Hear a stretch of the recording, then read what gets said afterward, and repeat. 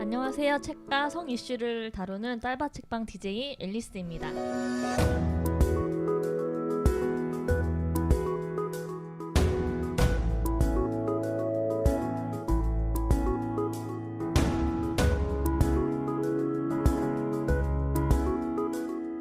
지난주에 소개해드린 대로 책 혼자 읽고 싶은 남자를 게스트분들과 함께 나누는 북스톡스 시간으로 좀 꾸며보려고 하는데요. 이 책이 가부장제가 우리에게 남자와 여자에 대해서 어떤 메시지를 주고 있고 또 가부장적 사고방식과 행동 패턴이 연인관계야 또 결혼관계에서 어떻게 드러나고 또 부딪히는지를 잘 보여주고 있기 때문에 이 책은 커플분들과 함께 꼭 나누고 싶다는 생각을 해서 제가 커플분들을 좀 모셔봤습니다. 오늘 책 이야기를 함께 해주실 두 분을 바로 모실 텐데요. 2009년 6월 14일부터 연애를 해서 만나오셔서 오늘로 만난 지 3,512일이 되신다는 최유리, 김창석 님을 모시겠습니다. 안녕하세요. 반갑습니다. 반갑습니다. 안녕하세요. 네. 갑자기 밝아지셨네. 두 분 청취자분들께 간단한 인사와 자기소개를 좀 부탁드릴게요. 네, 안녕하세요. 저는 30대 중반이고 네. 이제 늦깎이에 대학원 공부를 하고 있는 김창석이라고 합니다. 와. 네, 안녕하세요. 저도 올해 이제 30대 중반에 접어든 네, 김창석의 아내 최유리라고 합니다. 와. 갑자기 말을 더 경직되시는데 갑자기 막 지금 입은 되게 밝으신데 표정이 되게 어두셔요. 이거 보이는 걸로 표정은 안 한번 나오니까요. 보이는 네. 걸로 한번 보여드려야 되는데 이번에 팟캐스트를 이제 제안을 받으셨을 때 어떠셨는지 지금 기분이 어떠신지 좀 듣고 싶어요. 네. 어떠세요? 제가 먼저 할까요? 네. 저는 팟캐스트 다른 데서 출연은 한번 했는데 경험자셔. 네, 네. 근데 또 이렇게 남자 여자에 대한 것들을 다루고 네. 또 이렇게 아우성이잖아요. 네, 또 다른 느낌의 이런 해서 되게 새롭고 또 되게 재미있고 또 우리 앨리스님께서 개인적으로 또 친분이 있는데 이렇게 좀 편안한 대화들을 잘 이끌어 주실 것 같아서 너무 네. 또 기대가 되고요. 또 우리 이 내용이 좀 많은 여러분들에게 도움이 됐으면 좋겠습니다. 네. 네. 오. 네, 저는 사실 남편이 아니었으면 안 했을 것 같아요. 네, 처음에 이 말을 듣자마자 이걸 내가 어떻게 하지? 이건 정말 나는 할 수 없어라고 생각을 했는데 남편한테 이렇게 말을 했더니 너무 좋아하는 거예요.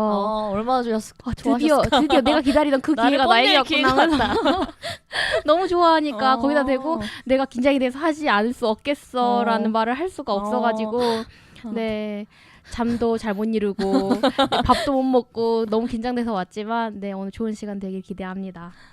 아니 왜 이렇게 네. 팟캐스트 출연 제의받고 좋아하셨어요? 저 그냥 새로운 거 하는 거 다 도전해보는 좋아해요. 거 그런 거 다 좋아하시는구나. 좋아하고 네, 이런 역시. 신선한 자리 너무 좋아합니다. 와이프는 저랑 정반대로 네. 신선한 자리 너무 힘들어요. 새롭게 되게 도전하는 좋아하실 것 것들. 같은데 전혀 항상 익숙한 걸 좋아하고 네. 틀에 박힌 사람 네, 좋아하시는 아주 좋아합니다. 네. 이렇게 다른 우리가 만나서 잘 살고 있습니다. 네. 네, 저희 책 얘기 본격적으로 하기 전에 아무래도 저희가 책 팟캐스트이기 때문에 들으신 분들이 아무래도 책 이야기 또 책을 많이 좋아하시고 많이 보시고 책에 대한 어떤 습관이나 고민들이 있으신 분들일 것 같아요. 그래서 그런 책 얘기를 간단하게 하고 바로 본격적으로 책 이야기를 해보면 어떨까 싶어요. 그래서 저는 요즘에 책에 대한 고민이 전자책을 살까 말까 이거거든요. 그래서 막 알아봤는데 뭐 크레마 사운드가 있고 아니면 아마존에서 하는 그 용이 킨들 2개가 있는데 뭐 킨들이 더 낫다고 하는데 이제 한국 책이 지원이 안 되는 네. 그래서 별 구글에서 다운 받아서 뭐 넣어야 되고 이게 되게 괜찮고 한국 책들이 생각보다 전자책이 안 나오는 책들도 있더라고요. 그리고 맞아요.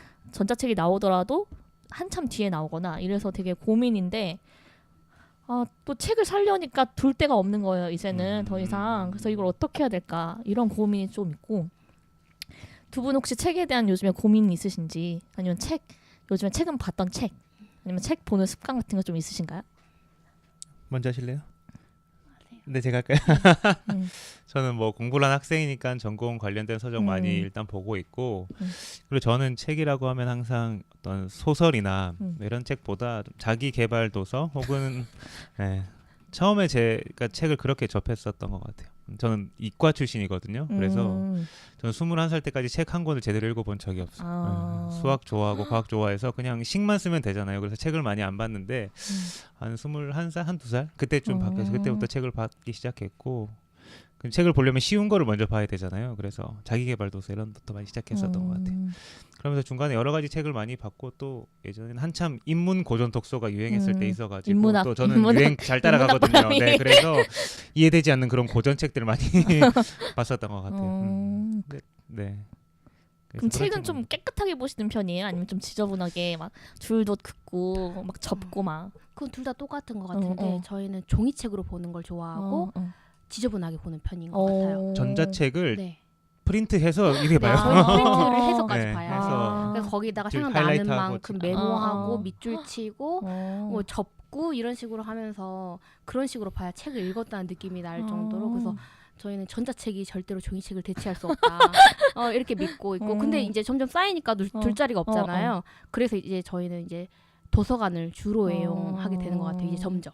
아니 저도 막 책을 되게 지저분하게 보는 편이거든요. 음. 왜냐하면 그 독서에 대한 그런 고정관념 있잖아요. 막 되게 깨끗하게 봐야 신성시하고 책이 너무 귀하고 독서는 되게 꼭 해야 되는 그런 네. 되게 의무감 같은 게 싫어가지고 그냥 책은 나한테 놀이다 이런 느낌을 갖고 싶어서 책 많이 접고 많이 적고 막 이렇게 하는 편이고 또 오랜만에 그 책을 다시 볼 때가 있잖아요. 1년 전, 2년 전, 몇 년 전에 그러면 그때 했던 메모들을 기억나요. 보는 게 되게 재밌어요. 그러면 나는 진짜 안 변하는구나. 막 똑같은 생각을 여기다 적어놨네라는 맞아. 생각하고 생각이 달라진 부분도 있구나. 이런 것들을 볼 수 있어서 그런 것도 되게 좋은 것 같아요.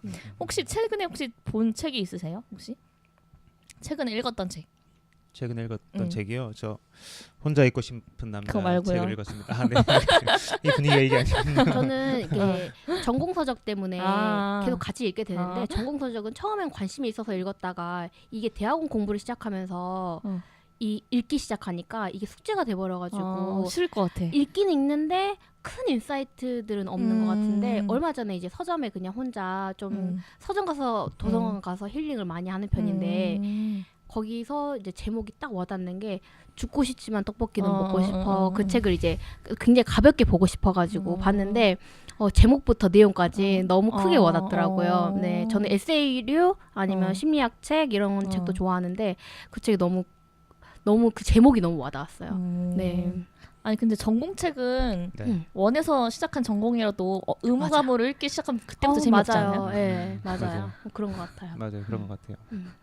그럼 같은 전공이신가 아니면 전공책을 가지고 있는 걸 그냥 같이 보시는 같이 보는 그냥 거죠. 같이 있으니까 집에 있으니까 같이 보게 되는 네. 아 그렇게까지? 아 보기 싫을 것 같은데. 저도 관심이 있어서 이제 보기 시작하는데 점점 이 전공이 되면서 이게 약간 난이도가 올라가니까 조금 어렵다. 이제 이러면서 관심이 있는 거였는데 약간 조금 멀리하게 되는 그런 것도 있는 것 같고.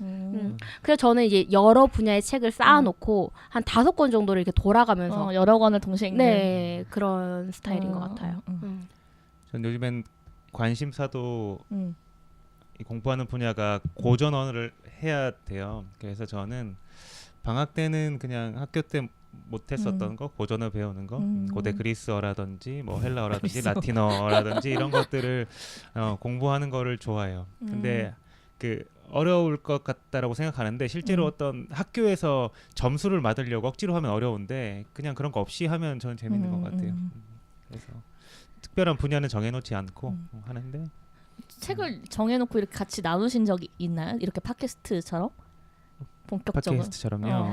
저희 하려고 여러 번 노력은 했었던 것 2009년에 같아요. 처음 만났을 때부터 저희는 뭐 항상 시간만 나면 같이 도서관 갔었거든요. 그래서 그 책 가지고 항상 모험적인- 같이 이야기하고 그 부분이 굉장히 성격은 완전히 다른데 그 부분이 굉장히 잘 맞았던 책 것 좋아하고 같아요. 같이 그거에 대해서 얘기하는 걸 네, 좋아하시는. 네, 맞아요. 근데 이제 결혼하고 나서 의외로 같이 있는 시간이 더 많아지다 보니까 더 잘 안 되는 경우가 많았어가지고 그래가지고 이번 계기로 해가지고 이 책을 읽고 다시- 나서 같이 나누게 됐는데 너무 좋아하더라고요. 그래서 너무 오랜만이다 이런 식으로 우리 너무 오랜만이다 이러면서 너무 좋아하더라고요. 네. 데이트 시절의 기억을 다시 떠올리는 네, 약간 그런 느낌이었어요. 분이셨군요. 네. 네. 이제 저희 혼자 있고 싶은 남자 이 책 얘기를 좀 해볼게요. 저희가 각자 꼭 다루고 싶은 주제들 좀 뽑아봤는데요. 그 주제들 중심으로 얘기를 하기 전에 전반적으로 이 책 어떻게 봤는지 그 얘기부터 한 번씩 하고 그 다음에 주제별로 얘기를 좀 해볼게요. 저부터 얘기를 하면 저는 이 책이 가부장제에서 우리가 이제 성평등 시대로 넘어가는 과도기잖아요. 그래서 그런 시점에 우리가 어떤 상황들을 겪고 있고 앞으로 이런 상황에서 우리가 함께 가기 위해서 어떤 이해와 공감을 가져야 하는지 그런 것들을 진단 또 솔루션까지 주는 책이어서 되게 좋았고 저 스스로 되게 이 페미니즘 시대에 되게 혼란스럽고 내 안에 있는 모순들을 되게 많이 발견했거든요. 이게 뭐가 옳은 거지? 우리는 그러면 어떻게 가야 하는 거지? 지금의 페미니즘 모습이 옳을까? 우리는 어떻게 가야 될까? 이런 것들에 대해서 되게 힌트를 많이 준 책이어서 되게 좋은 때에 만났다는 생각이 들고요. 그 다음에 남자에 대한 심리학 책이기도 하지만 여성에 대한 얘기도 굉장히 많이 나오거든요. 이게 동전의 양면 같은 것 같아요. 그래서 남자 성에 대한 스테레오타입이 그냥 혼자 독자적으로 존재하는 게 아니라 여성에 대한 스테레오타입이 같이 서로 영향을 주고 받는 거. 그래서 저에 대한 이해도 되게 많이 하게 되었고 그 남성의 스테레오타입이라고 하는 것들이 사실은 저에 대한 스테레오타입 저희가 되게 적용하고 있는 것들이 많았어요. 예를 들면 뒤에 뭐 남자는 슈드비어야 되고 일 중심이고 이런 것들이 사실 약간 완벽주의고 자아 이상이 높고 이런 것들이 저에 대한 이해하기도 했거든요. 그래서 내가 이런 면들이 있구나라는 걸 좀 많이 봤고 또 결국에는 남자는 여자는 똑같구나라는 게 이게 결론인 것 같아요. 이 책은 똑같은 욕구와 바라는 것들 또 일적으로나 관계에서 성공하는 게 굉장히 중요한데 그거에 대해서 표현하는 것 그거에 대한 어떤 이루어지지 않으면 어떻게 될까 하는 공포를 표현하는 방식이 다른 것뿐이다라는 생각이 들어서 상담사의 눈으로 본 인간은 어떤 존재인가? 어떤 욕구가 있는 사람일까? 그런 것까지 같이 좀 생각을 하게 되는 계기였던 것 같고 기본적으로 되게 잘 읽히고 어떤 분한테도 좀 추천 골고루 드릴 수 있는 책인 것 같아서 전 되게 좋은 때 만났다 이런 생각이 들었어요. 두 분은 어떻게 보셨는지 궁금해요. 네, 저는 먼저 작가가 남자가 아니라 여자라는 게 굉장히 신선했거든요. 저 당연히 남자가 남자를 이해하면서 쓴 책일 거라고 생각했는데 여자분이 남자를 이해하면서 이 써다는 점이 굉장히 와 닿아서 첫 시작부터 남자를 정말로 이해해야 하는 거는 여자구나라는 생각이 들었어요. 왜냐하면 저는 이제 항상 여자는 굉장히 복잡하고 이해할 수 없는 존재이기 때문에 남자가 그 여자를 알아가기 위해서 끊임없이 노력해야 된다라는 그런 생각이 저 안에 있었던 것 같아요. 이 책을 보면서. 근데 이 남성 심리학이라는 책이 존재한다는 그 자체만으로도 여자가 남자를 알아가야 하는구나. 어느 한쪽이 어느 한쪽만 알아가는 게 아니라 서로가 서로를 알아가면서 보완해 나가고 맞춰 나가야 하는 그런 관계구나라는 생각이 굉장히 많이 들었던 것 같아요. 네. 그 이분 성함 좀 얘기해 주시면 네. 좋을 것 같아요. 성은 안남 씨라고 여기 소개되어 있는데 남자를 편안하게 하는 사람이라는 근데 이름 자체가 그런 거라는 게 굉장히 신선했던 것 같아요. 심지어 증조부 님께서 가부장적 의도에 따라 지으신 이름이래요. 네. 근데 그 이름을 지금 시대에 맞게 살아가고 계신 것 같아요. 그게 되게 이 시대에 맞게 자기 이름의 뜻을 바꿔서 살아가는 게 되게 멋있는 것 같아요. 네. 그 이름에 구속되는 것도 결코 아니면서 자기가 주체적으로 살아가면서 남성에게 도움이 되는 여성으로 이해하는 여성으로 안남이란 걸 지금 시대에 맞게 풀이를 하신 것 같아요.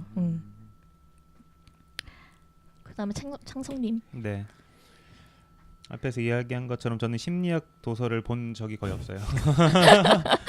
뭘 자기계발서만 읽으시는 거야? 어떤 그 와이프는 이제 심리학에 대한 책을 많이 읽고 뭐 죽고 싶지만 떡볶이는 먹고 싶어 그때 그거 보고 아마 떡볶이 같이 먹었던 것 같은데 떡볶이 맛있게 먹었었던 것 같은데 저는 이게 제가 특별했던 책은 일단은 그런 심리학의 책을 읽지 않던 사람이 책을 읽었다는 거고 더 특별한 거는 더더욱 이게 남자의 심리라는 거 그게 되게 특별했어요. 그리고 이게 보면서 되게 신기했었던 것들은 저한테도 다 해당이 되는 내용들인데 그냥 내가 모르고 그냥 지나쳤구나. 그리고 여러 가지 부분은 내가 이렇게 되기 싫어서 오히려 반대로 더 노력했었던 그런 부분들도 있는 것 같아요. 그래서 또 저희가 이 리허설도 했거든요. 저희 둘이 개인적으로 앨리스님이 없는 혹시 준비하신 곳에서 거 있나요? 아닙니다. 연기 꽁트까지는 준비하신 드라마 아니고 있나요? 있는 내용들을 가지고 저희가 한번 리허설을 했었는데 그때 저도 저의 이런저런 이야기들을 많이 나누고 와이프도 몰랐었던 이 모습을 객관적으로 책으로 보니까 훨씬 더 이해하기 편하고 좋았었던 것 같아요. 1장부터 1장이 이제 철들지 않는 아이라는 어른 아이라는 챕터고요. 그 안에 소제목으로는 남자는 침묵으로 말한다, 왜소한 남성성 바라보기, 남자의 가짜 독립, 썸 많다고 잠적하는 남자, 사랑을 방해한 낮은 자존감, 이렇게 소제목으로 되어 있는데 이 부분에서 저희가 얘기하고 싶은 부분들을 순서대로 얘기하면서 이 1장을 맞춰보도록 하겠습니다. 네. 그래서 1장 첫 번째는 남자는 침묵으로 말한다 라는 부분인데요.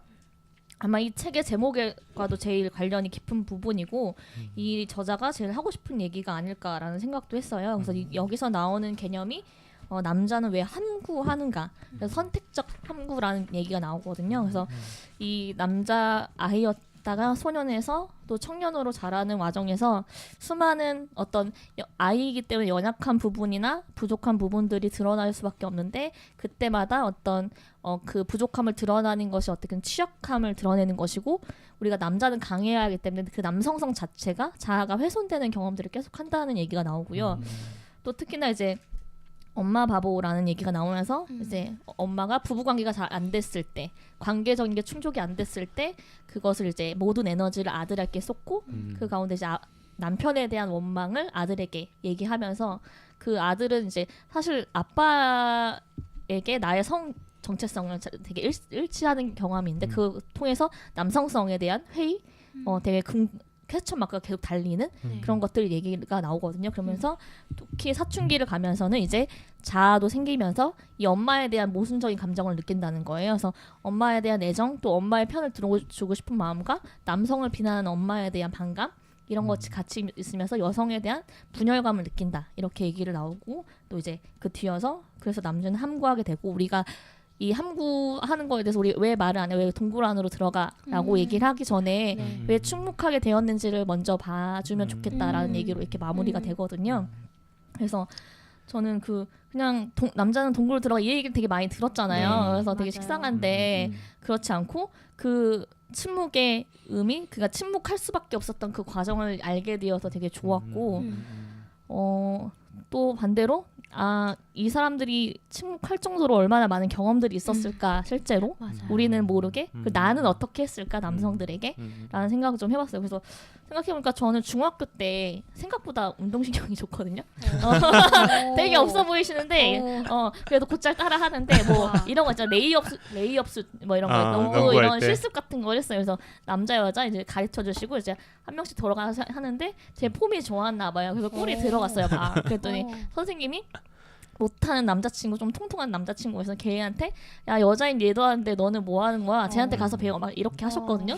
근데 그게 그때는 약간 칭찬이기도 하고 우쭐하게 됐는데 지금 생각해보면 여자인 내가 운동을 잘하는 것도 코멘트를 하신 거고, 남자인 그 아이한테는 못한다는 여자보다 것도. 못하는 그렇게 네. 두 번 코멘트를 하신 거니까 그런 것들도 경험이 안 좋은 경험이 될 수 있을 것 같고, 또 저도 여자 친구가 뭐 슬프다거나 힘들다거나 그렇게 하면 그냥 넘어갈 수 있는 일이고 위로를 해줄 수 있는데, 남자가 똑같은 상황에서 똑같은 말을 했다면 뭔가 되게 씩씩하지 않은 거, 되게 약한 면이라고 많이 느끼는 것 같아요. 그리고 남자는 능력이 있어야 남자. 저는 이 생각이 되게 강해가지고 그렇지 않은 남자를 볼 때 되게 마음속으로 되게 낮춰보는 이런 마음이 그러면 안 되는데 생기는 것 같아요.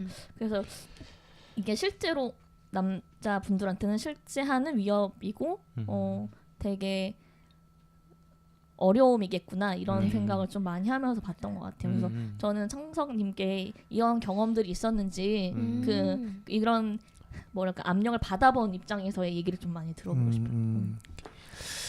네. 울지 말고 얘기하세요. 일단 휴지 준비돼 있나요? 너무 큰 게 준비돼 있네. 일단은 책을 보면서 전반적인 아까 이야기도 했지만 피드백이 뭐였냐면 와이프가 저한테 오빠는 여기 해당 사항 안 되는데 이렇게 먼저 이야기를 했어요. 그래서 야 진짜 그렇구나. 우리의 생각은 사뭇 다를 수 있구나. 이렇게 생각을 했었고. 너는 나를 모르는구나. 네. 이런 건가요? 그리고 일단 남자는 두 가지 경향인 것 같은데 하나는 그냥 말하고 싶지 않은 때가 있어요. 남자는 성향과 아무 상관없이 상대방이 어떻게 하든지 말하고 싶지 않을 때가 있고 반대로 이 책에 나와 있는 것처럼 내 말에 전적으로 동의를 해주고 그 다음에 그 말이 충분히 받아들여지고 인정되어지면 그러면 말을 잘하는 것 같아요. 그래서 책에 이렇게 나와 있잖아요. 남자는 비난과 평가의 가능성을 최소한한 내적 검열을 충분히 거친 후에야 자신을 펼쳐 보인다. 그러니까 남자는 그게 거절당할 것 같고 들어지지 않을 것 같으면 먼저 피하는 것 같아요. 말하지 않는 것 같고 그게 이 함구의 이유인 것 같아요. 만약에 생각보다 남자 형제 있는 분 알겠지만 남자들이 말이 많아요. 엄청 많아요. 생각보다 너무 많아요. 계속 어. 한도 끝도 없이 지금 말을 하는 사람들이 많고 특히 제가 아는 분은 한 3시간 동안 안 끊고 계속 이야기하는 사람도 있어요.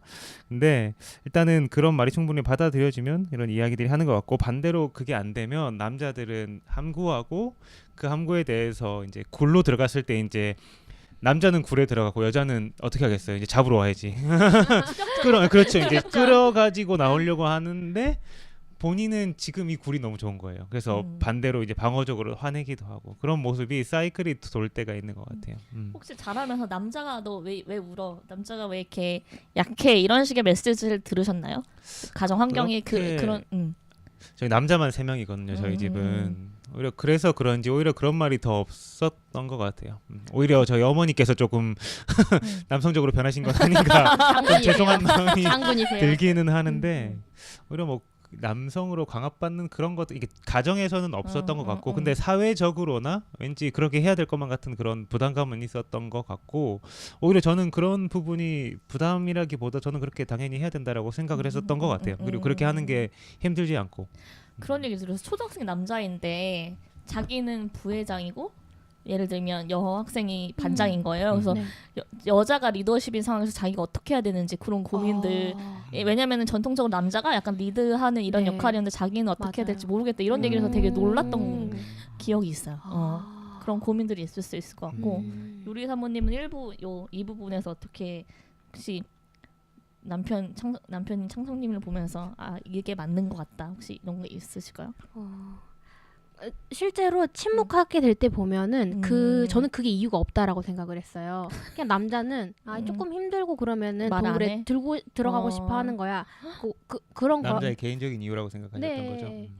거죠. 남자들은 이유가 없어. 남자는 단순하기 때문에 이유가 없어라는 안드로이드. 그냥 그런 관점을 바라보는 게 제 안에 있었더라고요. 그런데 이 책을 보니까 말하는 것처럼 경험에 의해서 그런 게 쌓이는 거잖아요. 내가 이런 자기 표현을 했을 때 그게 받아들여지지 않음에 의해서 그 거절감이 남자들은 여자보다 조금 더 심할 수 있겠구나.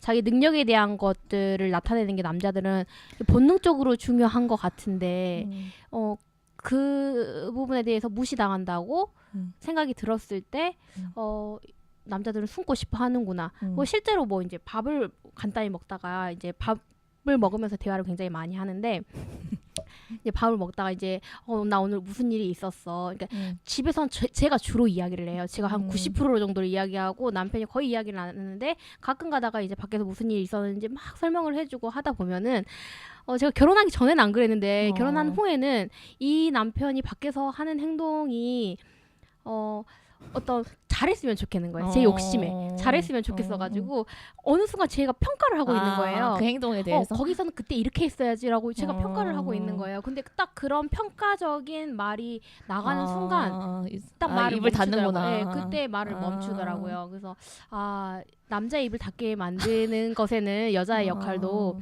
굉장히 큰 부분이 있구나. 꼭 남자 여자가 아니라 그냥 사람으로 얘기할 때도 대화할 그렇죠. 때도 네, 뭔가 맞아요. 평가가 그렇죠. 들어오면 맞아요. 그렇게 되는 것 같아요. 네네네. 근데 남편과는 더 더 영향을 미치는 더 거죠. 상처가 될 것 같아요. 네네. 네. 그래서 어떻게 하셨어요? 그 말 닫고 그냥 끝이에요? 아니요 이제 밥 잘 먹었어요. 네, 밥 그냥 장난스럽게 얘기해요. 거기서 그렇게 나오면 안 되지라고 음. 이제 장난스럽게 얘기를 하면서 그래 그건 그렇네. 나 또 그랬네. 습관적으로 또 그랬네. 이제 이러면서 이제 점점 장난스럽게 넘기면서 교정해 나가고 맞춰가는 중인 것 같아요. 네. 근데 이게 남자들이 이게 저는 좀 둔하거든요. 민감하지 않아요. 근데 저는 책을 보고 왜 내가 말하고 싶지 않지를 깨달았던 것 같아요. 그 전에는 저는 개인적으로 이유를 생각하지 않았던 것 같아요. 그냥 말하고 싶지 않아.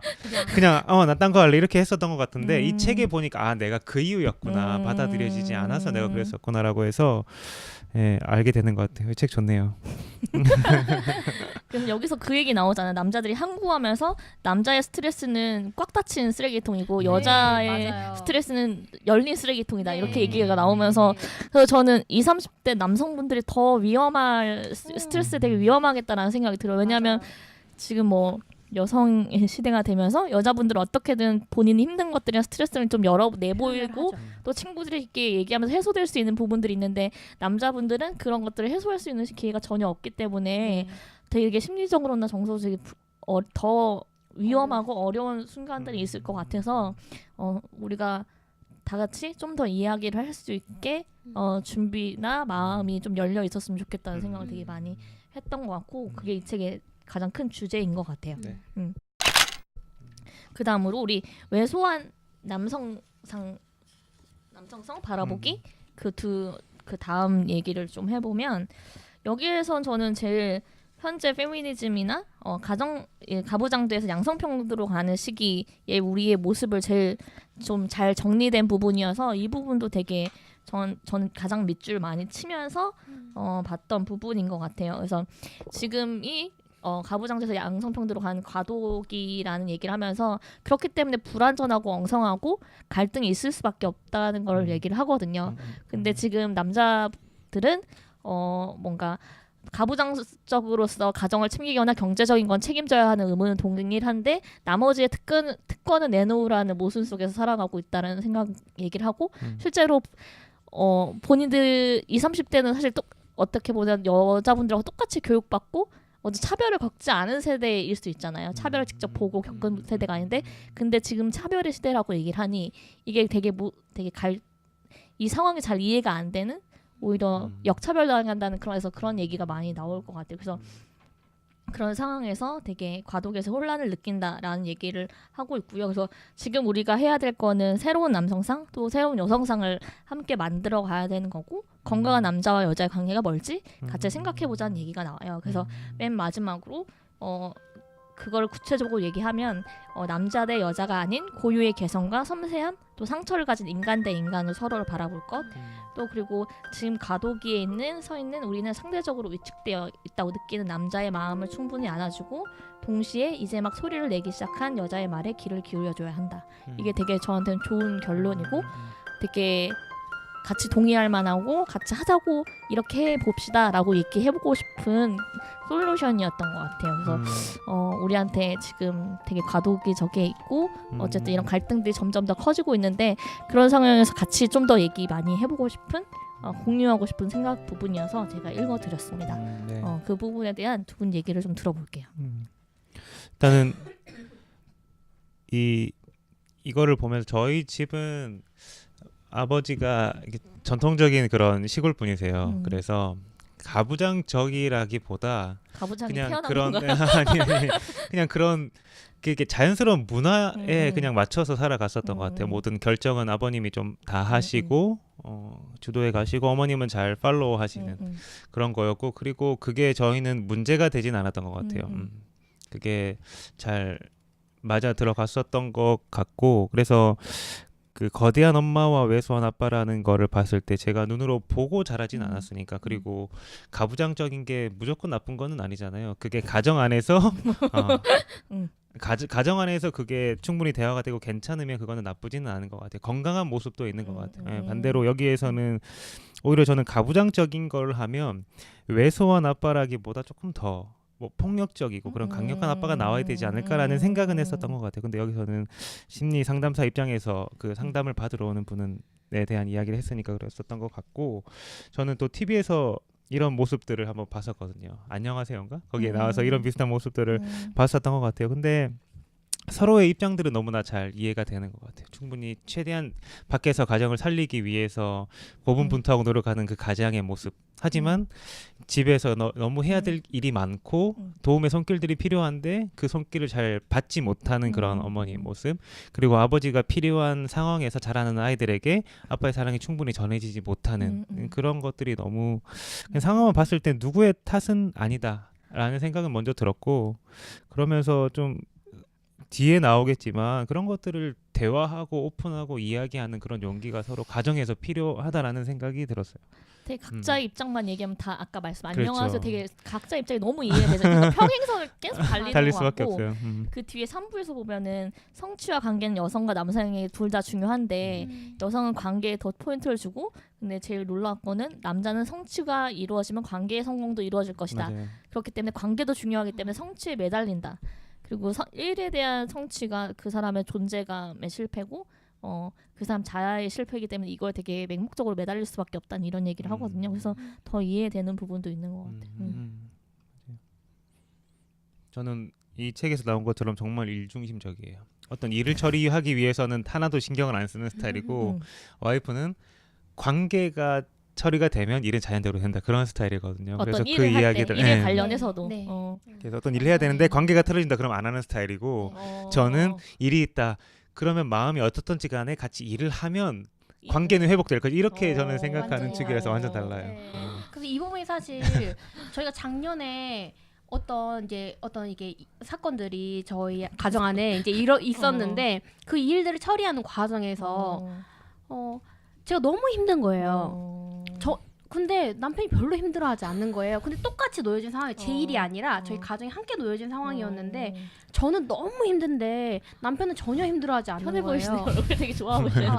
완전히 평안한. 아무렇지도 않은 재작년 네. 제가 힘든 거에 비해서는 그게 그렇게까지 문제인가라고 받아들이더라고요. 그래서 저는 그 부분이 제가 객관적으로 이게 힘들 일이 아닌데 나 혼자 힘들어하는 건가라는 혼란이 사실 지금까지도 남아 있었는데 이 책을 보면서 그때 당시에 나는 관계가 조금 깨지는 것 같으니까 거기서 불안함을 크게 느꼈고 그러니까 난 더 이상 아무 일도 할 수 없어 라고 느꼈기 때문에 실패감을 굉장히 크게 느꼈었고 근데 남편은 그 앞에 더 좋은 일들이 또 놓여져 있었거든요. 그러니까 나는 이 일을 성취하면 또 새로운 관계들이 생겨나고 관계도 다 회복될 거야 라고 생각을 하면서 별로 힘들어하지 않았구나라는 부분이 그 1년 전의 사건들이 사실 이걸 보면서 좀 이해가 되어졌던 것 같아요. 똑같이 이해하세요? 그 사건에 대한 유리님의 그 해석을?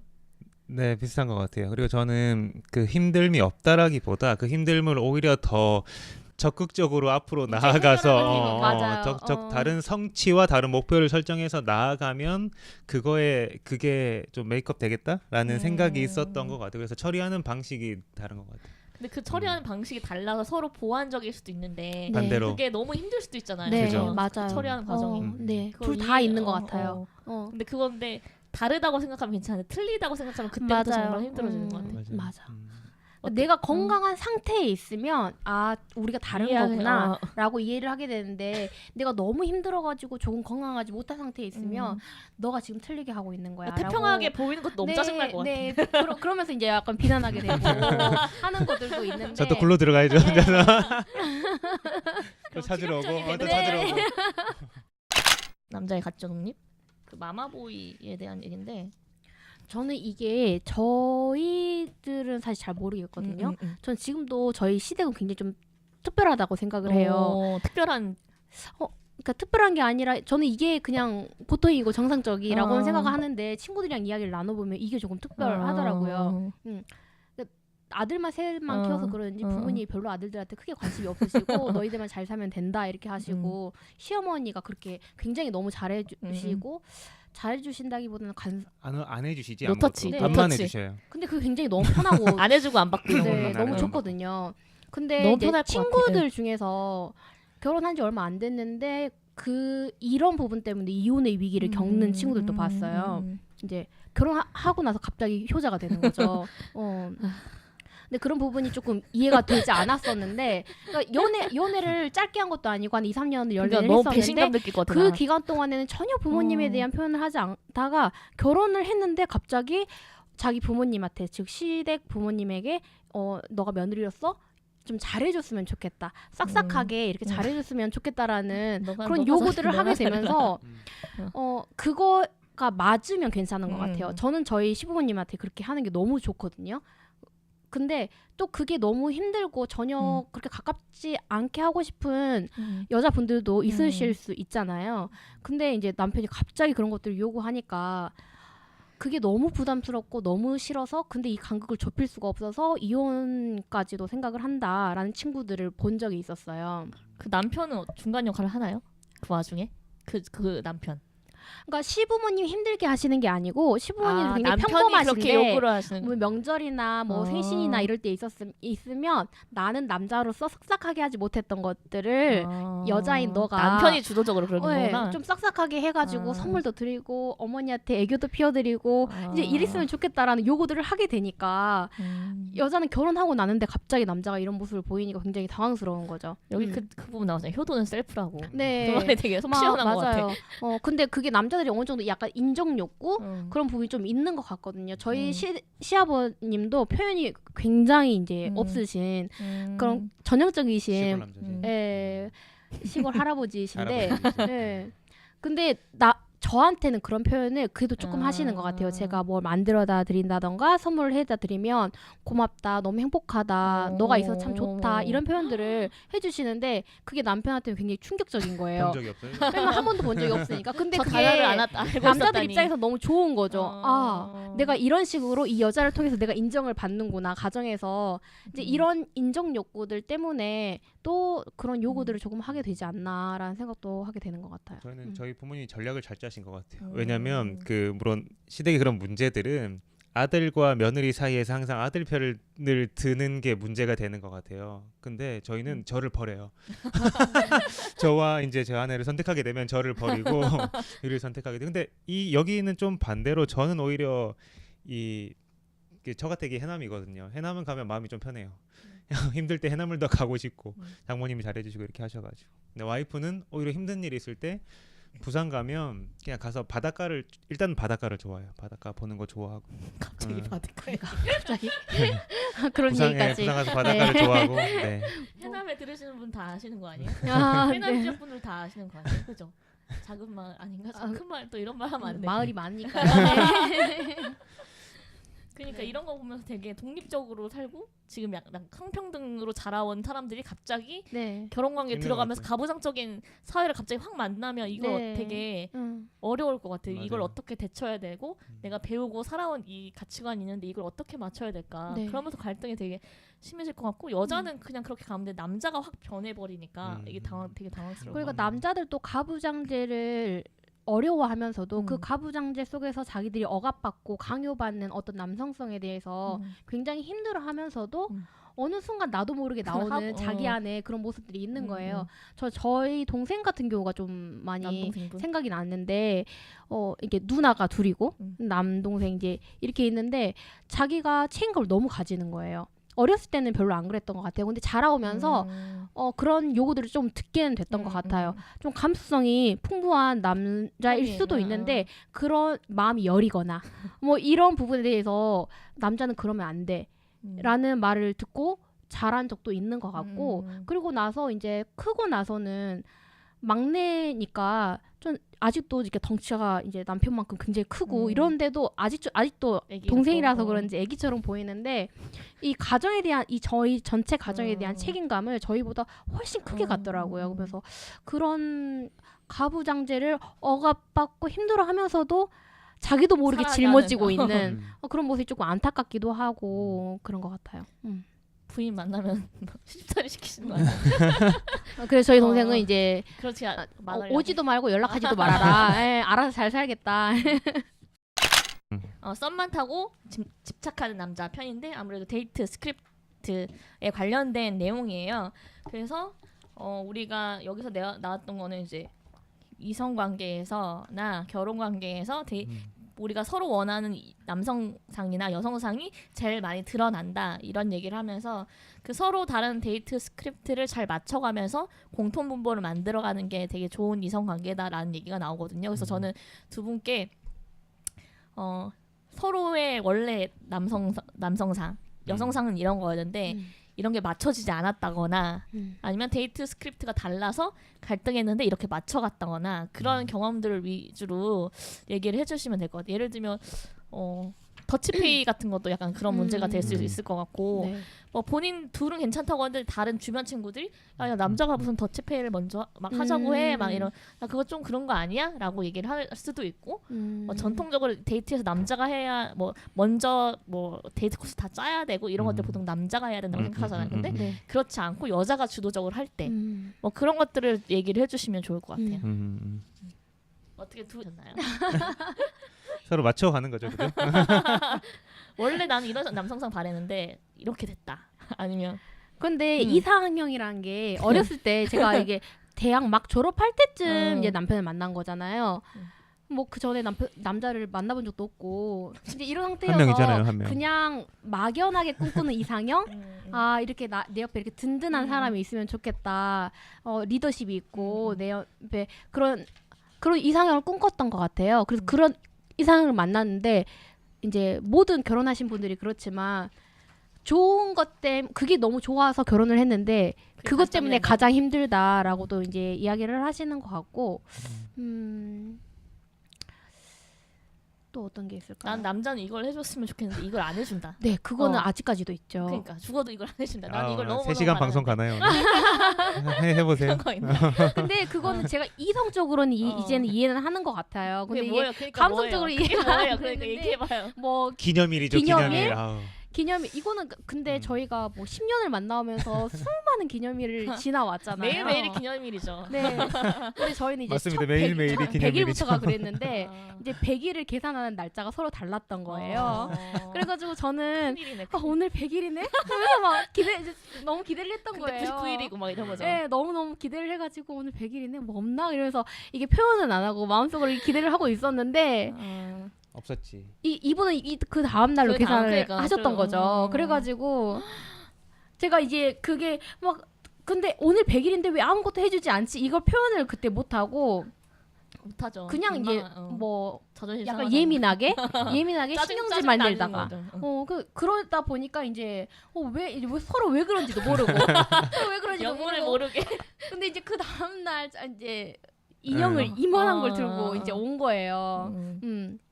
근데 이제 그때부터 뭔가 이게 내가 기대했던 것과 우리가 서로 생각하는 게 굉장히 다를 수가 있구나. 날짜를 생각하는 것뿐만이 아니라 이것들을 여자는 솔직하게 나는 이걸 원해. 이걸 말해주길 이해하고 바라는 거죠. 남자 쪽이. 네, 그래서 저는 여자가 원하는 걸 정확히 알았으면 좋겠다라는 기대감이 독심술. 불가능합니다. 지나면서 불가능합니다. 그게 불가능하다는 걸 머리로 알았는데 아직 포기가 안 아직도 이렇게 가끔 가다 보면 내가 아직도 포기를 안 했구나라는 생각이 들 때가 굉장히 많아요. 그래서 뭐 이상적으로는 뭐 결혼 기념일에 뭐 꽃다발과 함께 뭐 분위기 있는 곳에서 밥 먹고. 근데 이게 10년 동안 해오면서 굉장히 많이 했잖아요. 맞아요. 여러 그럼 번 좀 했어요. 이제 안 할 만도 하고 질릴 만도 한데 늘 다시 새롭게 기대하게 되고 매일. 오늘은 새로운 꽃이 없나 다시 기대하게 하게 되고 이렇게 되는 것 같은데 네, 그런 부분에 있어서는 여전히 조율을 해나가는 중인 것 같아요. 똑같은 걸 남자 쪽의 입장에서 본다면 그 이벤트를 요구를 당하는 입장에서 창성님이 여자가 먼저 할 수 있지 않을까 이런. 네 생각은 맞아요. 혹시, 그래서 그 이야기를 했었거든요. 저도 이제 생일 때는 생일상을 거하게 차려줘요. 정말 원하는 게 뭐야. 그래가지고 저는 물어보고 이제 생일상을 차려주고 이제 선물을 해주고 이제 이렇게 하는데 내 생일에는 이상하게 내가 말을 안 해줘도 다 알았으면 좋겠는 거야. 저 마음 어떡할 거야. 네. 근데 이거를 정말 많은 책들을 읽고 경험을 통하여서 남자란 존재는 절대 내가 말하지 않는 이상 알 수가 없다. 이걸 알았음에도 불구하고 네. 근데 결혼기념일 같은 경우에는 둘이 함께하는 날이잖아요. 근데 이제 이상하게 결혼 기념일에도 남자가 늘 새롭게 프로포즈하듯 네 이렇게 해야 된다라는 그런 생각들이 조금 내 안에 아니 우리 안에 없어지지 저만 있는 거 않아. 아니겠죠? 그런 게 약간 있는 것 같아요. 그래서 이제 남편이 이제 어느 순간이 지나면서부터는 그걸 조금 부담스러워 하더라고요.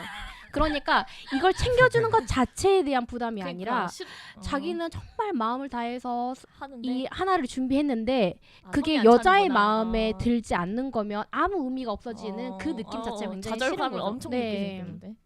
이제 그 과정을 이야기하면서 이제 그거를 솔직하게 이야기하지는 못하고 이제 왜 서로- 나만 해야 돼라고 서로 불러- 어느 순간 아. 이제 이렇게 이야기를 하는 거예요. 근데 제가 그걸 듣기에는 아 그럼 하기 싫다는 건가? 그러니까 앞에 그런 여러 가지 마음이 있는데 네. 그건 얘기 안 하고 왜 다 할 남자만 수가 해야 돼 없는 그 거죠. 얘기만 하신다는 거죠. 이제 그때 처음에는 맨 처음에는 그렇게 이야기를 하고 나니까 이 사람이 그럼 하기 싫다는 건가? 그럼 더 우리의 열받잖아. 결혼기념일은 의미가 없는 건가? 막 이제 이런 생각도 어. 들었었는데 이제는 조금 이해를 하게 된 거죠. 아 그게 우리가 함께 하자는 의미고 자기는 마음을 다해서 준비한 거니 너의 마음 100% 들지는 않더라도 함께 즐겨줬으면 좋겠다라는 의미라는 거를 이제 네. 이제 그리고 깨달아가고 남편 쪽 이게- 발언을 이게 그 뭐 기념일 때마다 그런 얘기들을 많이 하기도 하고 한 10년 이제 넘어가니까 이제 조금 그런 부분이 대화가 되는 것 같아요. 그래서 10년은 네 작년 생일에 어떤 이벤트를 막 준비하고 막 하려고 했었는데 뭐 이렇게 열심히 준비하냐고 이제는 그냥 같이 밥 한 끼 먹으면 됐다고 이제 돼서 좀 세월이 약이구나라는 생각도 했고 처음에는 그랬었던 것 같아요. 저도 너무나 중요한 시간이고 이제 준비해야 되고 너무나 좋은 시간을 가지고 싶다라는 그 마음과 그렇지만 또 남자는 그것만 생각할 수는 없잖아요. 다른 여러 가지 것도 생각해야 되고 그리고 나름 준비하는 것도 있기는 한데 아까 이야기한 것처럼 그게 성에 못 차거나 받아들여지지 않는다거나 그럴 때 남자들은 마음을 되게 다치는 것 같고 저도 같이 그 부분에 대해서 얘기를 하고 화를 내는 게 제가 정말 아무것도 안 하고 신경 안 쓰고 있었으면 그런 말을 들어도 괜찮죠. 그래 내가 준비를 못했네 생일인데 내가 몰랐네 그러면 뭐 이렇게 괜찮은데 그게 아니라 했는데 나는 내가 나는 원하는 게 했는데 왜 안 했다고 하지? 이제 그거에 대해서 오는 게 있었고 제가 생각해도 가끔 저의 디테일이 너무 좀 지나칠 너무, 때가 있는 것 같아요. 그런 거죠. 내가 가끔 지나가듯이 한 말도 기억했다. 그 네, 선물을 사다 주길 네. 바라는 근데 저희 거. 둘은 정말 캐릭터가 확실해요. 들어서도 알겠지만 전형적인 저는 남자 스타일이라고 하고 와이프는 섬세하고 뭔가를 하려고 하면 준비하는데 많은 시간이 필요하기는 하거든요. 근데 그런 부분에서 많이 다른데 그래서 조율점은 저는 좀 와이프한테 그런 그 프로그램들이나 어디 갈지 이런 것들은 와이프한테 좀 맡기는 것 같아요. 어디 갈지 어떻게 갈지 이런 것들은 좀 맡기고 장소를 어디 할지 이런 것들 많이 맡기고 필요한 것들 뭐 운전을 한다든지 뭐를 산다든지 이런 것들은 제가 해서 그래서 조율을 하는 것 이제는 같아요. 좀 이제 음. 정말 하고 싶은 게 있으면 제가 음. 고민을 해서 나 이날에는 이걸 좀 하고 싶다를 음. 좀 깊이 생각하고 이제는 이야기를 하는 것 같아요. 그래서 제가 장소 알아보고 제가 그곳에 가고 싶으니까 이걸 준비해 달라라고 이제 이야기를 하면 이제 충분히 이제 대화가 되니까. 네. 억울한 게 저는 좀 단순하거든요. 좀 먹으면 되거든요. 먹고 쉬고 자면 마음이 되거든요. 네, 그럼 풀리거든요. 근데 나도 좀 복잡해야 되나? 네, 그런 생각이 들기도 그런 해요. 것도 있는 건데 소개팅 네. 같은 거 친구들이 하면 여자친구들이 이제 네. 첫 만나기 전에 뭐 무슨 얘기 했고 어떻게 네. 어디 가기로 했고 이런 얘기 하잖아요. 근데 네. 만나고 나서 이제 후기를 들어볼 때 그 남자는 이거 이렇게 가려고 다 준비를 해놨다. 이게 되게 좋은 평가의 하나잖아요. 네. 그럼 꼭 남자가 해야 되나? 그냥 너가 가고 싶은데 먼저 얘기해도 되잖아라고 하는데 이미 약간 남자가 먼저 약간 리드를 해나가는 게 정해져 있어서 네. 그것도 되게 재밌다라는 생각이 좀 들었고 음. 저는 꼭 이제 연애 사이가 아니더라도 그냥 남자 여자 친구 사이에서도 약간 이런 게 적용이 되는 것 같아요. 그래서 예를 들면 뭐 물병이 있는데 제가 산 물병이에요. 그래서 물을 마시고 싶다고 해서 남자인 친구한테 물을 줬는데 그 물병을 나한테 다시 줘 무거운데. 그럼 보통은 내 물병이지만 네가 들어. 약간 보통 남자애들이 무거운 거 네. 내가 들게 약간 이런 시나리오가 있잖아요. 근데 그게 아닌 거예요. 나보고 들라고 하는 거예요. 그래서 한참 걸어야 되는데 이게 뭔가 되게 나는 보호받지 못하는 여성이야. 약간 이런 이상한 기분? 아니 내가 들 수 있고 나는 당당한 여성이고 우리 연인 사이도 아닌데 뭔가 그런 걸 기대하게 되는 그리고 그게 안 되면 나는 되게 뭔가 성공하지 못한 여성 사랑받지 못한 여성 같은 그렇게까지 가는 거예요. 그래서 너무 그게 웃기다는 맞아요. 생각을 했고 남자는 단순해요. 이렇게 너 거니까 주는 거예요. 다른 이유는 없어요. 그냥 너 거니까 너야. 그렇지. 근데 너는 우리는 각자다. 그냥 이런 느낌이 들었고 되게 씁쓸했어요. 그 상황을 그래서 돌아가면서 나 스스로 너무 웃기다고 생각했고 또 반대로는 요즘에는 이제 뭐랄까 나는 남자의 도움 없이 스스로 할 수 있어 막 이런 것들 또 보여주고 싶어가지고 자존심이 상하는 거예요. 뭔가 부탁을 하는 게 무거운 걸 들거나 그러고 아 왜 여자도 할 수 있는데 약간 이런 식의 얘기도 있으니까 정수기 물 꼽는 거 있잖아요. 너무 무거운 거예요. 근데 무거워요. 부탁을 누구한테 해야 되는 상황이었어. 근데 네. 너무 그게 싫은 거예요. 아. 그래서 물통을 꼽다가 깨친 거예요. 그래서 막 한강을 대고 그래서 막 다른 남자애들이랑 여자애들 와서 막 수습을 했어. 근데 어떤 여자 친구가 언니가 왜 이런 걸 해? 남자애들한테 얘기해야지. 라고 생각하면서 그걸 들으면서 아 뭔가 이게 부탁하는 게 나는 왜 자존심이 상할까? 하여튼 그랬어요. 맞아. 기분이. 그게 우리들 안에 있는 모순인 것 같아요. 그러니까. 저도 그런 거 나 굉장히 이 스스로 책을 할 수 있는데, 보면서도 굉장히 많이 느꼈던 음. 것 같아요. 나 스스로도 할 수 있어 라는 것도 있고 너랑 나는 동등해. 이걸 주장하고 싶을 때가 있고 하지만 너가 해줘야 돼 라고 하는 그런 모순점이 제 안에 두 가지 같이. 있는 것들을 또 음. 책을 보면서 발견하게 되더라고요. 그러니까 그게 계속 부딪히면서 네. 가고 음. 앞으로는 당분간은 그렇게 가지 않을까. 남자는 물병 꼽는 거 이런 거 좋아하거든요. 왜냐면 해주고 되게 뿌듯하잖아요. 박수 쳐줘요. 네, 박수 줘주고 이렇게. 어. 전 인정 욕구가 되게 강해서 음. 이게 사랑의 언어가 인정하는 말이거든요. 아니 그래서, 그 병뚜껑 이런 것도 있어요.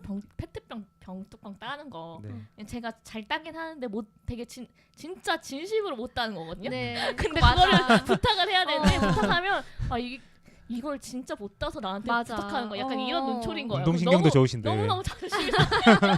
내가 너한테 왜 이런 얘기 들으면서 이 병뚜껑을 따달라고 해야 하는 것이냐 막 이러면서 아 진짜 이걸 못 따요? 막 이러고 뭐 3살이야? 막 이러면 따주는데 근데 약간 보면 으쓱으쓱하거든요. 네. 그걸 또 보기 싫어. 맞아. 그거 하면 아우 남자는 그 어. 맛에 사는 거예요. 좀 해주세요. 하면서 네. 에이 막 이렇게 따주는데 등 한번 두드려주고 이렇게 하죠.